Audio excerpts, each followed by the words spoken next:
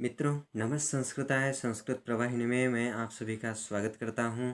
मैं हूं अनिकांत जैन और आज के इस सेशन में हम देखने वाले हैं स्वर और व्यंजन पर विस्तार से चर्चा। तो जानते हैं स्वर और व्यंजन की परिभाषा क्या है, उसके कितने भेद प्रभेद होते हैं। इन सारी की चर्चा आज इस सेशन में हमें करनी है। पिछले सेशन में हमने देखा था कि स्वर और व्यंजन होते कौन कौन से हैं, वो जाना था। अब इस कक्षा में हम विस्तार से जानेंगे स्वर की परिभाषा। तो आइए चलिए जानते हैं। सबसे पहले वर्णमाला के हमने दो भेद किए थे। कौन कौन से? पहला है स्वर, जिसका हमने दूसरा नाम लिया था अच, जो 9 प्रकार के हैं। दूसरा है व्यंजन, वो 33 प्रकार के होते हैं, है ना। उसको दूसरा नाम दिया था हल। सबसे पहले देखते हैं स्वर। स्वर 9 प्रकार के कौन कौन से? उसमें दो और जोड़ने पड़ते हैं, मूल स्वर और संयुक्त स्वर। मूल स्वर कौन कौन से हैं? अ, ई, उ, रे, लृ, ये 5 प्रकार के। संयुक्त स्वर 4 प्रकार के, ए, ओ, ऐ, औ, ये 4 प्रकार के संयुक्त स्वर होते हैं। मूल स्वर और संयुक्त स्वर मिलाकर कुल 9 स्वर होते हैं, ठीक है। अब 33 प्रकार के व्यंजन भी है, जिसे हमने हल कहा था। कौन कौन से हैं आइए जानते हैं। क, ख, ग, घ, ङ, च, छ, ज, झ, ञ, ट, ठ, ड, ढ, ण, त, थ, द, ध, न, प, फ, ब, भ, म, य, र, ल, व और श, श, स, ह। ये 33 प्रकार के व्यंजन होते हैं। दूसरा नाम हल है, ठीक है। ये 9 स्वर और 33 प्रकार के व्यंजन, ये पिछली कक्षा में हमने पढ़ा, ठीक है। अब इसके आगे हम जानेंगे वर्णमाला के अन्य भेद। अन्य भेद माने इसके कितने कितने भेद और हो सकते हैं और होते हैं। इसके 9 भेद भी है, 13 भेद भी है, 21 या 22 भी भेद भी है।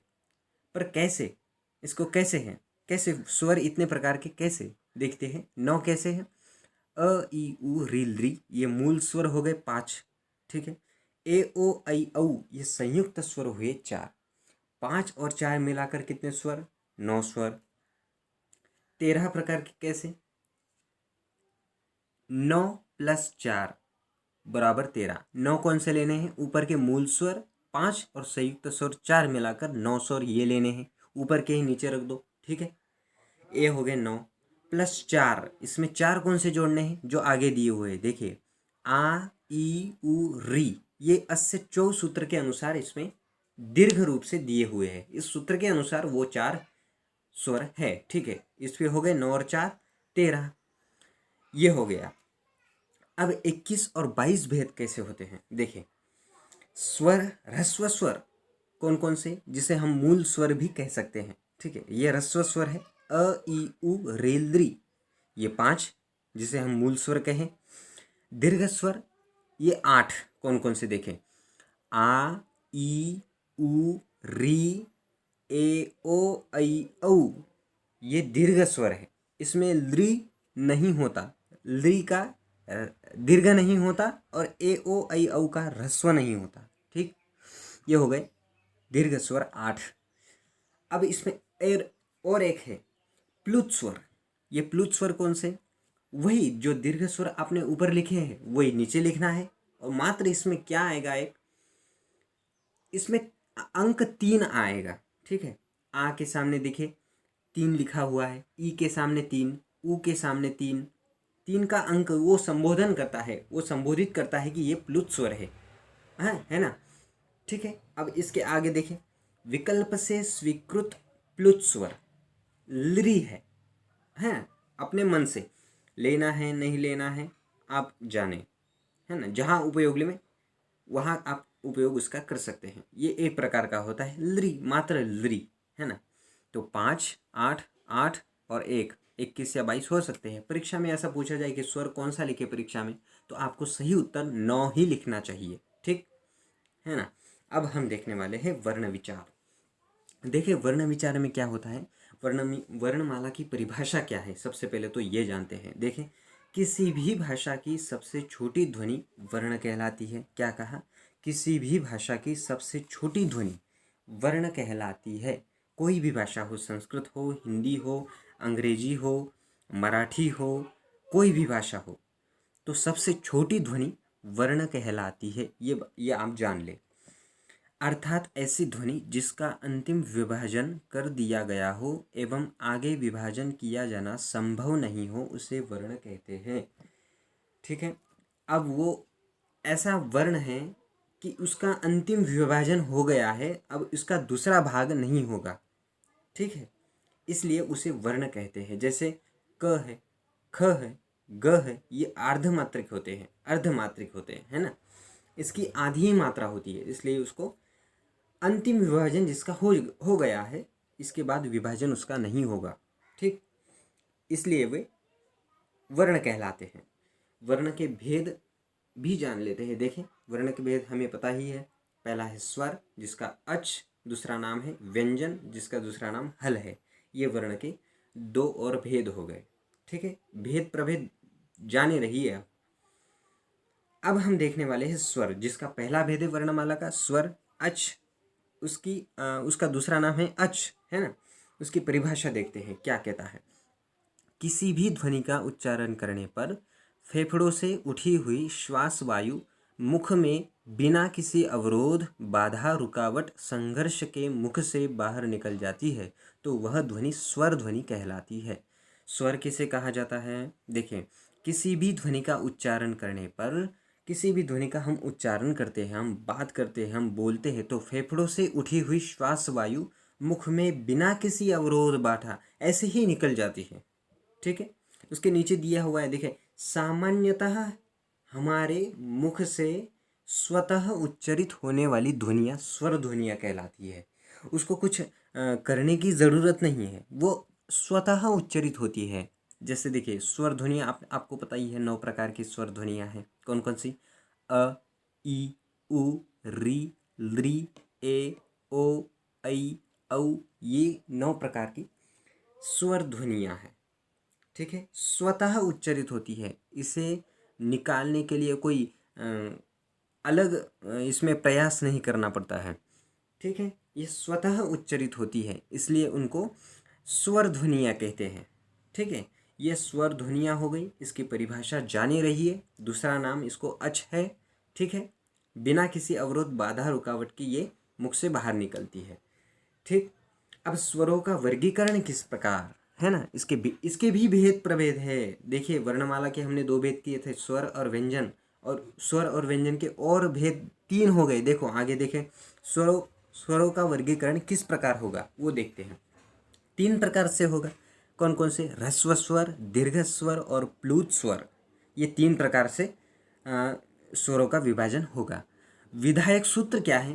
पाणिनि जी ने अष्टाध्यायी ग्रंथ में उकालो ह्रस्व दीर्घ प्लुतः, ये विधायक सूत्र है इनका, ह्रस्व दीर्घ प्लुत, इन तीनों स्वरों का, स्वर के ये भेद है, इन तीनों का एक विधायक सूत्र है, उकालोज ह्रस्व दीर्घ प्लुत, है ना। अब देखिए, ह्रस्व स्वर किसे कहते हैं? जिस स्वर के उच्चारण में केवल एक मात्रा का समय लगता है, अर्थात उच्चारण का समय लगता है, तो वह स्वर स्वर कहलाता है। ठीक है, एक मात्रा का समय लगता है, ज़्यादा समय उच्चारण करने में नहीं लगता है, इसलिए उसे स्वर कहा जाता है। मात्र एक मात्रा का समय लगता है, इसे भी जाने रहिए। ह्रस्व स्वर किसे कहा जाता है? जिस स्वर के उच्चारण में केवल एक मात्रा का समय लगता है, अर्थात उच्चारण का समय लगता है, तो वह स्वर क्या कहलाता है? स्वर कहलाता है। इसकी ये परिभाषा हुई, बहुत आसान है, याद रखने में ज़्यादा कठिनाई नहीं है। इसे मूल स्वर भी कहा जाता है। ठीक है, ह्रस्व, मूल, अ, ई, उ, री, लृ, ये आपने तो पढ़े ही है, मूल स्वर 5 प्रकार के। ठीक है, यहाँ तक हो गया।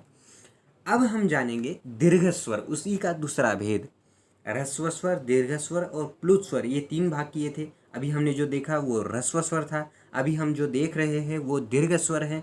जिस स्वर के उच्चारण में ह्रस्व स्वरों से दुगुना समय लगता है, अर्थात 2 मात्राओं का समय लगता है, तो वह दीर्घ स्वर कहलाता है। दीर्घ का अर्थ क्या होता है? दीर्घ माने होता है बड़ा, है ना, बिग। जिस स्वर के उच्चारण में ह्रस्व स्वरों से दुगुना, वहाँ एक मात्रा का समय लगता था ह्रस्व स्वर में, यहाँ दुगुना समय लगता है क्योंकि ये बड़ा है। ठीक है ना, जैसे अ, ये ह्रस्व है, आ, ये दीर्घ है, ई, उ, ऐसा। ये ह्रस्व दीर्घ का मेल है इसमें, इसलिए दुगना समय लगता है, 2 मात्राओं का समय लगता है। तो वह क्या हो गया? दीर्घ स्वर हुआ। दीर्घ स्वरों में प्रायः 2-2 स्वरों का मेल होता है, इसलिए उसे 2 मात्राओं का समय लगता है। ठीक है, समझ में आ ही गया होगा, आशा है। ठीक है, देखिए, अतः इनको संयुक्त स्वर भी कहते हैं। संयुक्त स्वर भी इनको कहा जाता है, ये भी ध्यान में रखिए। ये 8 प्रकार का होता है। आ, ई, उ, री, ए, ओ, ऐ, औ। और लृ का दीर्घ नहीं होता, ए, ओ, ऐ, औ का ह्रस्व नहीं होता, ये आप जानते हैं। ठीक है, अब देखिए प्लुत स्वर। प्लुत स्वर ये भी 8 प्रकार का होता है। परिभाषा देखिए, जिस स्वर के उच्चारण में स्वरों से तिगुना समय लगता है। ह्रस्व स्वर में 1 मात्रा का समय लगता था, दीर्घ स्वर में दुगुना समय लगता था, और यहाँ पर प्लुत स्वर में तिगुना समय लगता है, अर्थात 3 मात्राओं का समय लगता है, तो वह स्वर प्लुत स्वर कहलाता है ना। प्लुत स्वर को दर्शाने के लिए स्वर के साथ प्रायः 3 चिन्ह का प्रयोग कर दिया जाता है। यदि आपको प्लुत स्वर को पहचानना हो तो आपको क्या करना होगा, जहाँ दीर्घ स्वर और प्लुत स्वर एक ही है, मात्र क्या होता है प्लुत स्वर में, जो स्वर है उनके सामने 3 चिन्ह का प्रयोग कर दिया जाता है। ठीक है, कहीं पर अभी आपको ऐसा दिखे कि आ लिखा हुआ है और उसके सामने 3 चिन्ह का प्रयोग किया हुआ है, तो आपको वो प्लुत स्वर समझना है। संस्कृत वर्णमाला में 9 प्लुत स्वर स्वीकार किए गए हैं। 9 ले लो, 8 ले लो, इसमें लृ एक विशिष्ट रूप से दिया हुआ है। देखिए आपके सामने दिख रहा होगा, आ के सामने 3 का अंक है, ई के सामने 3 का अंक है, ऊ के सामने री, ए, ओ, ऐ, औ, और लृ ब्रैकेट में रखा हुआ है, ब्रैकेट में। ठीक है, उसके सामने भी 3 लगा हुआ है, तो 8 और लृ के पकड़ के 9 हो गए। ठीक, अब कुल मिला के भेद कितने हुए गिनते हैं, चलो। ह्रस्व स्वर जिसे हम मूल स्वर कहते हैं उसमें 5 भेद हो गए, दीर्घ स्वरों के 8, और प्लुत स्वर के 8 या 9। 8 कैसे? लृ को छोड़कर, 9 कैसे? लृ को पकड़कर। ठीक है, प्लुत स्वर। कुल योग हुआ 21 या 22, ये हो गए। 9 प्रकार के भी स्वर, 13 प्रकार के भी, और 21 या 22 प्रकार के भी हो गए। एक किसी विद्वान ने इसको निम्नानुसार अभिव्यक्त किया है। निम्नानुसार मानी वो नीचे हमने एक श्लोक दिया हुआ है, देखिए। एकमात्रो भवेत् ह्रस्वो द्विमात्रो दीर्घमुच्यते त्रिमात्रस्तु प्लुतो गेयो व्यंजनम चार्धमात्रकम। एक मात्रा भवेत् ह्रस्वो, ह्रस्वो की भवेत् माने होती है एक मात्रा, द्विमात्रो दीर्घमुच्यते, दीर्घ स्वरों की द्विमात्रा होती है, 2 मात्रा होती है। त्रिमात्रस्तु प्लुतो गेयो, प्लुतो की 3 मात्रा होती है। व्यंजनम चार्धमात्रकम, व्यंजनम च अर्धमात्रकम, व्यंजन जो होते हैं वो अर्धमात्रिक होते हैं। ठीक है, इसका ये अर्थ हुआ। अब हम देखेंगे ह्रस्व दीर्घ प्लुत स्वरों का वर्गीकरण किस प्रकार हुआ, उसके भी भेद हुए, है ना। वर्णमाला के स्वर और व्यंजन, ये 2 भेद हुए। स्वर के भी और भेद हुए, कौन कौन से? ह्रस्व दीर्घ और प्लुत। अब ये ह्रस्व दीर्घ प्लुत के भी भेद है, और कितने भेद? 3 भेद। और कौन कौन से? उदात्त स्वर, अनुदात्त स्वर और स्वरित स्वर, ये 3 भेद हुए उसके। ठीक, मात्र इसके भेद हम जान लेते हैं, इसके सूत्र जान लेते हैं, इसकी परिभाषा अगली कक्षा में हम सीखेंगे।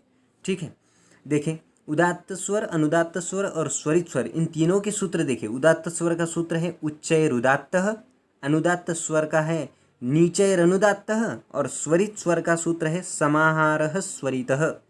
ठीक है, इन 3 भेदों के भी 2 भेद और हैं। भेद प्रभेद जाने रहिए, मैंने सब कुछ बता दिया है आपको। ठीक है, इन तीनों के कौन कौन से भेद? उदात्त, अनुदात्त और स्वरित स्वर के 2 भेद और कौन कौन से? नीचे दिए हुए देखिए। अनुनासिक स्वर और दूसरा है अननुनासिक स्वर। उसको हमने दूसरा नाम दिया है, कौन सा नाम दिया है? निरनुनासिक स्वर। ये हो गए 2 भेद। अब देखिए, इसको भी विश्लेषण करते हैं। देखें, अनुनासिक स्वर क्या कहता है? इसका एक सूत्र है मुख नासिका वचनोनुनासिकः, अर्थात इसका अर्थ मतलब क्या हुआ? जिन स्वरों का उच्चारण करने पर श्वास वायु मुख एवं नासिका दोनों से बाहर निकलती है तो वह स्वर अनुनासिक स्वर कहलाते हैं। क्या मतलब हुआ इसका? जिन स्वरों का उच्चारण करने पर जब हम कोई बात कहते हैं, बोलते हैं, उच्चारण करते हैं तो श्वास वायु मुख एवं नासिका, मुख माने मुंह और नासिका माने नाक, दोनों से श्वास वायु बाहर निकलती है तो वह स्वर कौन सा रहता है? अनुनासिक स्वर रहता है। नीचे देखिए कैसे अनुनासिक स्वर दिए हुए हैं, आपको पहचानने में थोड़ी आसानी होगी। देखें सारे स्वर लिखे हुए हैं और उसके ऊपर चंद्र बिंदी दिए हुए हैं। चंद्र बिंदी आप समझ पा रहे होंगे, आधा चांद जैसी एक रफ़ार रहती है और उस पर बिंदी रहती है, उसको कहते हैं चंद्र बिंदी। उसको सब स्वरों के ऊपर चंद्र बिंदी दी हुई है। आप इसको अनुनासिक स्वर कह सकते हैं, ये अनुनासिक स्वर कहलाते हैं।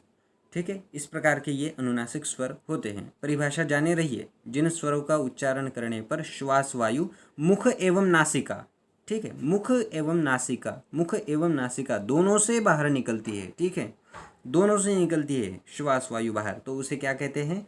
अनुनासिक स्वर कहलाते हैं। ये जो नीचे दिए हुए सारे। ठीक है, अब हम देखेंगे अननुनासिक, जिसको हमने कहा था, दूसरे शब्द में कहा था, दूसरी इसको नाम है निरनुनासिक स्वर। इसकी परिभाषा क्या है? जिन स्वरों का उच्चारण करने पर श्वास वायु केवल मुख से ही बाहर निकलती है तो वे स्वर अननुनासिक अथवा निरनुनासिक स्वर कहलाते हैं। ठीक है, वहाँ पर क्या हुआ था? मुख एवं नासिका दोनों से बाहर निकल रही थी, और यहाँ पर क्या हो रहा है? अननुनासिक में क्या हो रहा है? निरनुनासिक में क्या हो रहा है? श्वास वायु केवल मुख से ही बाहर निकलती है, तो वहाँ पर कौन सा स्वर रहता है? अननुनासिक अथवा निरनुनासिक स्वर वो कहलाता है। कौन कौन से है फिर? जो अपन सादे सिंपल वो लिखते हैं, वो इसमें ज़्यादा कोई कठिनाई नहीं है ना? अ आ ई उ ए ओ ऐ औ, ये जो आप नीचे देख पा रहे हैं सबसे अंत में, वही अननुनासिक स्वर वो है। सादे सिंपल, बहुत आसान है, ज़्यादा मुश्किल नहीं है। अब यहाँ पर स्वरों का प्रकरण खत्म हुआ, यहाँ व्यंजन चालू होंगे। व्यंजन कितने प्रकार के? 33 प्रकार के। दूसरा नाम कौन सा? हल। परिभाषा कौन सी है? देखिए परिभाषा, जब किसी ध्वनि का उच्चारण करने पर फेफड़ों से उठी हुई श्वास वायु मुख में किसी अवरोध, बाधा, रुकावट, संघर्ष के बाद मुख से बाहर निकलती है तो वह ध्वनि व्यंजन ध्वनि कहलाती है। और वहाँ क्या हो रहा था? स्वर में क्या हो रहा था? किसी मुख में किसी अवरोध, बाधा, रुकावट के संघर्ष के बाद नहीं, ऐसे ही निकल रही थी, स्वतः सामान्यतः उच्चारित होने वाली वो स्वर ध्वनि थी। और यहाँ क्या होती है? मुख से संघर्ष के बाद मुख से बाहर निकलती है। ठीक है, सामान्यतः हम इसे कह सकते हैं, देखिए नीचे दिया हुआ है, किसी स्वर की सहायता से उच्चारित होने वाली ध्वनियाँ व्यंजन ध्वनियाँ कहलाती है। व्यंजन ध्वनियाँ हम जब उच्चारित करते हैं, उच्चारण करते हैं उसका, तब किसी स्वर की उसे सहायता लगती है, किंतु जो स्वर होते हैं उनको इसकी सहायता की ज़रूरत नहीं है। और जब व्यंजन का उच्चारण करते हैं तब स्वर ध्वनि की हमें ज़रूरत पड़ती है, सहायता लेनी आवश्यक होती है। ठीक है, ये व्यंजन ध्वनियाँ कहलाती है। आप परिभाषा जाने रहिए। परिभाषा बहुत ही आसान है। जब किसी ध्वनि का उच्चारण करने पर फेफड़ों से उठी हुई श्वास वायु मुख में किसी अवरोध, रुकावट, बाधा, संघर्ष के बाद मुख से बाहर निकलती है, वहाँ नहीं निकलती थी, किसी संघर्ष के बाद वहाँ बाहर नहीं निकलती थी। ठीक है, सामान्यतः स्वतः उच्चारित होने वाली वो स्वर ध्वनि थी। अब ये क्या है? व्यंजन है, तो ये संघर्ष के बाद मुख से बाहर निकल रही है। ठीक है, अब देखें, सामान्य जानकारी है, इसके भी और भेद होने वाले हैं, इसका वर्गीकरण होने वाला है। संस्कृत वर्णमाला में कुल 33 व्यंजन ध्वनियाँ हैं, हमने ये पढ़ा है, ये कोई नई चीज़ नहीं है। इनको 3 श्रेणियों में विभाजित किया जाता है। इसके भी 3 भेद होंगे। स्वर के भेद जाने रहिए, अब वही व्यंजन के भेद चल रहे हैं। देखिए व्यंजन के 3 भेद कौन कौन से? स्पर्श व्यंजन, अंतस्थ व्यंजन और ऊष्म व्यंजन, ये 3 प्रकार के। इसके सूत्र भी जान लो। स्पर्श व्यंजन का सूत्र है कादयोमावसानाः स्पर्शाः। कौन सा सूत्र है? कादयोमावसानाः स्पर्शाः। इसका मतलब क्या? क आदयो म अवसानाः स्पर्शाः, इसका अर्थ ऐसा निकला। इसका अर्थ भी समझाऊंगा। दूसरा है अंतस्थ व्यंजन, इसका सूत्र है यणो अंतस्था। इसका मतलब क्या हुआ कि यण प्रत्याहार में आने वाले सभी वर्ण अंतस्थ व्यंजन होते हैं। तीसरा है ऊष्म व्यंजन, शल ऊष्मानः उसका सूत्र है, माने शल प्रत्याहार में आने वाले जितने भी व्यंजन है वो सारे ऊष्म व्यंजन है, ऐसा जान लेना चाहिए। ठीक, अब हम जानेंगे स्पर्श व्यंजन। जो हमने पहला भेद देखा था उसकी परिभाषा देखो। पहले सूत्र है उसका, कादयोमावसानः स्पर्शाः, माने क आदयोः म अवसानः स्पर्शाय। क से लेकर म तक के सारे व्यंजन जो है वो स्पर्श व्यंजन कहलाते हैं। परिभाषा देखें, जब किसी व्यंजन का उच्चारण करने पर श्वास वायु मुख के किसी अंग को स्पर्श करने के बाद मुख से बाहर निकलती है तो वह स्पर्श व्यंजन कहलाती है।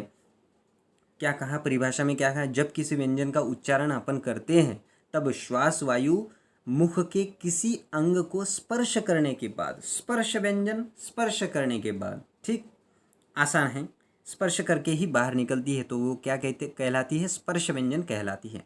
क से लेकर म तक के 25 स्पर्श व्यंजन है, क से लेकर म तक, ठीक है। वर्णमाला में आप क ख ग घ ङ च छ ज झ ञ ये पढ़े होंगे, तो क से लेकर म तक ये 25 क्या है, स्पर्श व्यंजन है, ठीक है। इनको कु चु टू तु पु इनमें भी विभाजित किया जाता है, ठीक है। कु माने क वर्ग, चु माने च वर्ग, टू माने ट वर्ग, तू माने त वर्ग, पु माने प वर्ग, इस प्रकार के। अब इसको याद कैसे करें वो तो हम बता ही देंगे, पहले ये तो जान लो, परिभाषा आपके ध्यान में आई ही होगी, ठीक है। जब किसी व्यंजन का उच्चारण करने पर श्वास वायु मुख के किसी अंग को स्पर्श करके, स्पर्श व्यंजन स्पर्श करके, ठीक है, ये ध्यान में रखना है। परिभाषा थोड़ी थोड़ी सेम लग रही है पर कोई इसमें मुश्किल ही नहीं है, बहुत आसान परिभाषा है, ठीक है। स्पर्श व्यंजन का समझ में आया। अब दूसरा भेद की ओर चलते हैं। दूसरा भेद कौन सा है हमारा? दूसरा भेद जानने के पहले हम देखते हैं वर्गीय व्यंजन। इनको क्या कहा जाता है? क से लेकर म तक के सारे व्यंजनों को क्या कहा जाता है? वर्गीय व्यंजन। क माने कु माने कुचु टु तु एक ब्रैकेट में लिखे हुए देखे, क ख ग घ घ, क ख ग घ ङ, च छ ज झ ञ, ट ठ ड ढ न, त थ द ध न और प फ ब भ म। ये क्या है? 25 स्पर्श व्यंजन है, ठीक है। स्पर्श व्यंजन तो हो गए और दूसरा नाम इसको दिया है वर्गीय व्यंजन, ठीक है। ये हुए वर्गीय व्यंजन। अब दूसरे भेद की ओर चलते हैं। देखिए दूसरा भेद कौन सा कहा था हमने? अंतस्थ व्यंजन, जिसका सूत्र है यणो अंतस्था। यण प्रत्याहार में, यण प्रत्याहार हमने सीखा है माहेश्वर सूत्र के दूसरे भेद में, दूसरे वीडियो में। उसका दूसरा एक वीडियो है बना हुआ है, वहाँ पर आप प्रत्याहार कैसे बनाते हैं वहाँ आप सीख सकते हैं, ठीक है। यणो अंतस्था, तो यण प्रत्याहार में आने वाले सारे व्यंजन, सारे वर्ण अंतस्थ व्यंजन होते हैं। जब किसी व्यंजन का उच्चारण मुख के अंदर स्थित स्वतंत्रियों में कंपन होने के बाद होता है तो वह व्यंजन अंतस्थ व्यंजन कहलाता है, ठीक है। जब किसी व्यंजन का उच्चारण हम करते हैं तो मुख के अंदर स्वर तंत्रियाँ होती है तो वहाँ कंपन होता है, उसके बाद वो निकलती है। आप ये प्रयोग खुद करके देख सकते हैं, कंपन होगा, ठीक है। यण प्रत्याहार में आने वाले चारों व्यंजन य र ल व अंतस्थ व्यंजन कहलाते हैं। प्रत्याहार प्रकरण हमने सिखाया हुआ है, वहाँ प्रत्याहार कैसे बनाते हैं आप सीख सकते हैं, ठीक है। अब हम जानेंगे ऊष्म व्यंजन, जो तीसरा भेद है, ठीक है। तीसरा भेद कौन सा है? ऊष्म व्यंजन। उसका सूत्र क्या है? शल ऊष्मानः। शल प्रत्याहार में आने वाले सारे व्यंजन, सारे वर्ण ऊष्म व्यंजन होते हैं। परिभाषा देखें, जब किसी व्यंजन का उच्चारण करने पर श्वास वायु हल्की सी गर्म हो जाती है तो वह व्यंजन ऊष्म व्यंजन कहलाता है, ठीक है। आप खुद करके देखिए, श श स ह, ये जब आप चार व्यंजन का नाम लेते हैं, चार अक्षर बोलते हैं तो आपके मुंह से गर्म हवा बाहर निकल जाती है, तो उसमें ऊष्म, ऊष्म यानी गर्म। शल प्रत्याहार में आने वाले चारों व्यंजन श श स ह ऊष्म व्यंजन कहलाते हैं। ये ऊष्म व्यंजन इनको कहा जाता है, ठीक है। कोई गड़बड़ नहीं करेंगे, आराम आराम से ले रहे हैं, ठीक है। ऊष्म व्यंजन जाने रहिए आप। उसका सूत्र क्या है? शल ऊष्मानः, ठीक है। शल प्रत्याहार है, ठीक है। उसमें आने वाले ये चार अक्षर व्यंजन है, वर्ण हैं, कौन कौन से? श, श, स, ह, ये 4 ऊष्म व्यंजन कहलाते हैं। उसका सूत्र ध्यान रखिए, उसकी परिभाषा भी जाने रहिए, परीक्षा में कभी भी ऐसा पूछा जा सकता है। ठीक है, ऊष्म व्यंजन। अब ये हो गया। अब उसका इसके अतिरिक्त भी और एक भेद दिया हुआ रहता है, संयुक्त व्यंजन। संयुक्त माने ग्रुप में हो रहता है, पर इसको संयुक्त माने एक साथ जुड़ा हुआ। तो कुछ व्यंजन वर्णों के परस्पर मिलने से एक नए व्यंजन की रचना होती है, जिसे संयुक्त व्यंजन कहते हैं। संयुक्त व्यंजन किसे कहते हैं? कि कुछ व्यंजन वर्णों के परस्पर मिलने से एक नया उत्पन्न होता है, तो है ना, नए व्यंजन की रचना होती है, तो उसे संयुक्त व्यंजन कहा जाता है। वर्तमान में कितने प्रचलन में है? 4 संयुक्त व्यंजन प्रचलन में है। कौन कौन से? क्ष है, त्र है, ज्ञ है, श्र है। क्ष कैसे बना? क और श मिलाकर क्ष बना है, और अंत में क्या उच्चारण आता है? अ का उच्चारण आता है। देखें, बोल के देखिए, क्ष अ आया। ठीक है, त्र त और र को मिलाकर बीच में अंत में अ जोड़ दिया तो त्र अ आया। इस प्रकार के ये संयुक्त व्यंजन होते हैं। अब हम जानेंगे व्यंजन वर्णों का वर्गीकरण किस प्रकार है। व्यंजन वर्णों का वर्गीकरण मुख्यतः 2 आधारों पर किया जाता है। वो 2 आधार कौन कौन से हैं? उच्चारण स्थान के आधार पर, और दूसरा है प्रयत्न के आधार पर। ये 2 आधार हैं। ठीक है, पर इसकी चर्चा हमें यहाँ नहीं करनी है। इसके लिए आपको दूसरी कक्षा देखनी पड़ेगी, वहाँ आपको ये 2 आधार समझ में आ ही जाएंगे। ठीक है, तो इसकी चर्चा अगली कक्षा में करेंगे। अभी यही विराम लेते हैं। नमः संस्कृताय। वीडियो को लाइक, शेयर और सब्सक्राइब करो। नमः संस्कृताय। यदि आपको कोई समस्या हो तो आप कमेंट बॉक्स में कर सकते हैं, लिख सकते हैं। ठीक है, आपको उत्तर मिल जाएगा। नमः संस्कृताय।